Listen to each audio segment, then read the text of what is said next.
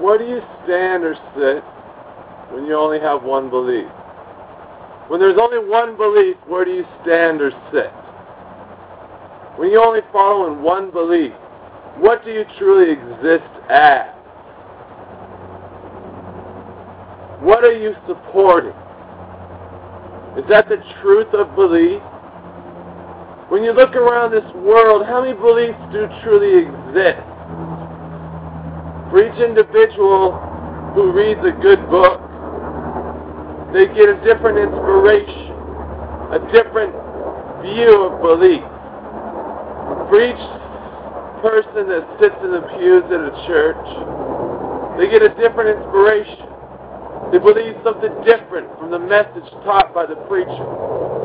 So how many beliefs in one church, in one sermon, do you find in each of the individuals attending that sermon? From each individual that views this video, how many individual beliefs will form? How can they, now looking at that view of it, how many beliefs truly do exist in existence? Yet they share in common thread. As you sit there watching this video, you share in the common thread of wondering, what is he talking about? My belief is the same as another's. I believe in the same as this person. But you don't. Because you take your own individual aspect and reflect it upon it. From past experiences. From past time.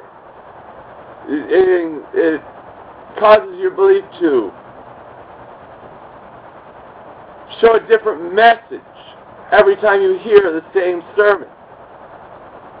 So in actuality, we each have our own unique belief structure that we believe in.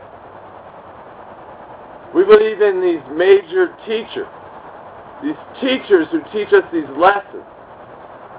I might be a teacher to you, and you might not see a message in what I teach. But I am trying to teach you something. That you are unique. Each and every one of us is unique. That by past experiences and by past exposure to different environments and different situations, we each have a different outlook on the world. Thus a lesson, when taught in belief, will teach us a different lesson, each one of us. What lesson am I teaching you now? That you are what? Original. That you are unique and special.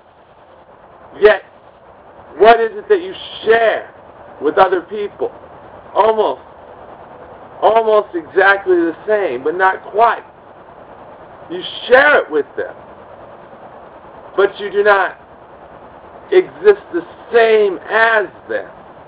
Because you're not truly them, but yet you do share in a common thread that builds together that belief structure, that universal share that you think of when you think of that universal belief.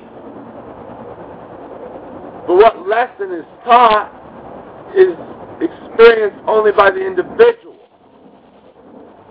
See, what you learn from this lesson is completely different and from any lesson than what another learns from another lesson. Do you know that 2 plus 2 equals 3? You say no, 2 plus 2 equals 4. Mathematically, it is true that 2 plus 2 equals 4. But, if you look at the artwork, and you take a 2, and draw a 2 on top of a 2, I see a 3. Do you see the 3 there? A unique perspective. So 2 plus 2 equals 3 in actuality when they're put on top of each other. 2 minus 2 would also be 3, with a dash to the side. But yet you would say that would be 0. But you see how a unique perspective can change the outlook on what you learn from a lesson. Because we all know mathematically that 2 plus 2 is 4. But to an artist, if he draws a 2 and then puts another 2 underneath it, he's got a 3. As each lesson that you are taught through whichever belief structure you follow, or whichever lesson or teacher you follow, you get a unique perspective on what that lesson teaches you, thus making what you believe unique to what is.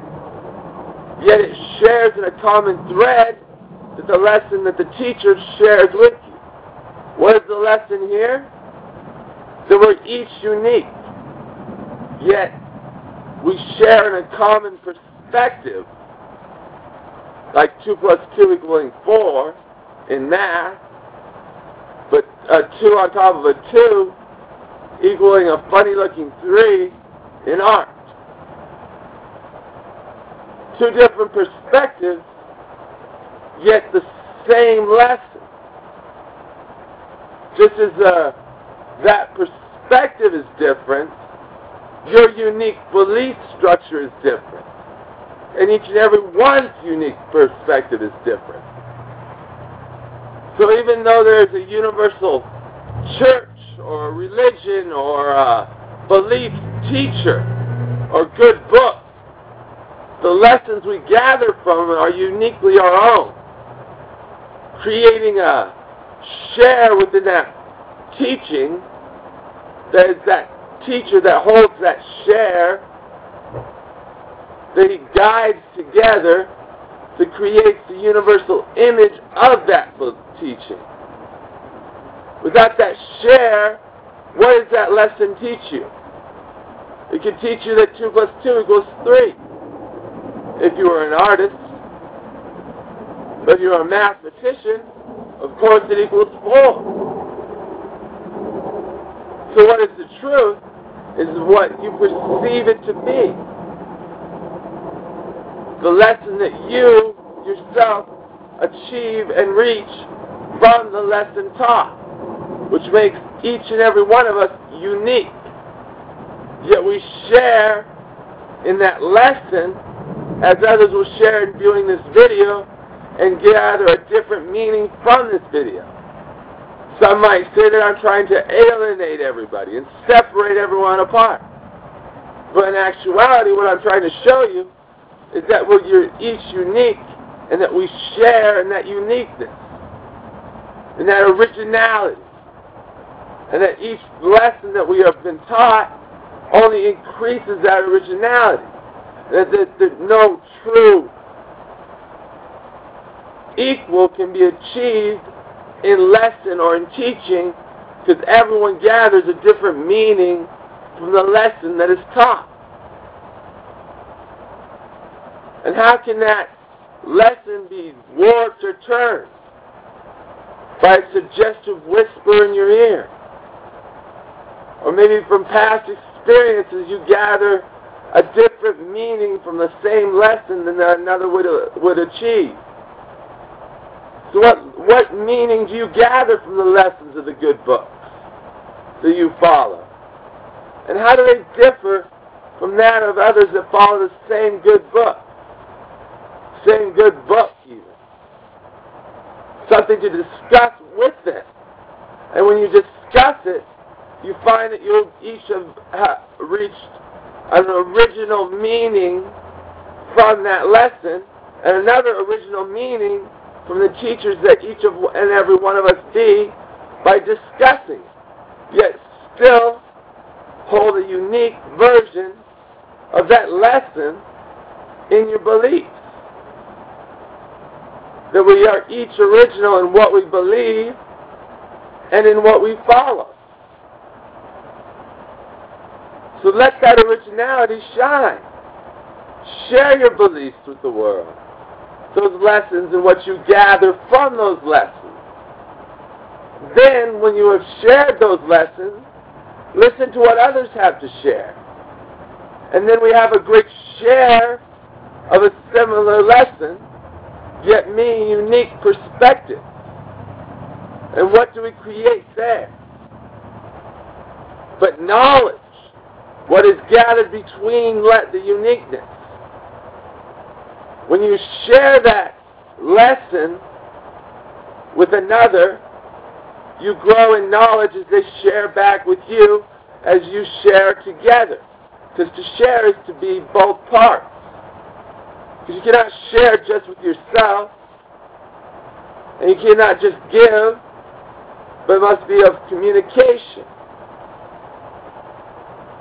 And when that share is there, you grow knowledge of the other's unique view of that lesson, growing knowledge of what you are learning.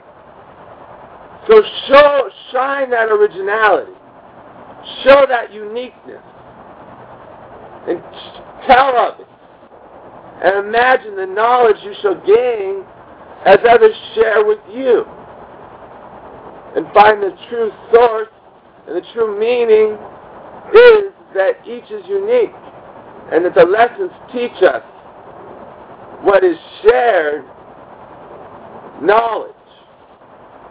That's where the knowledge lies. And where does the uniqueness?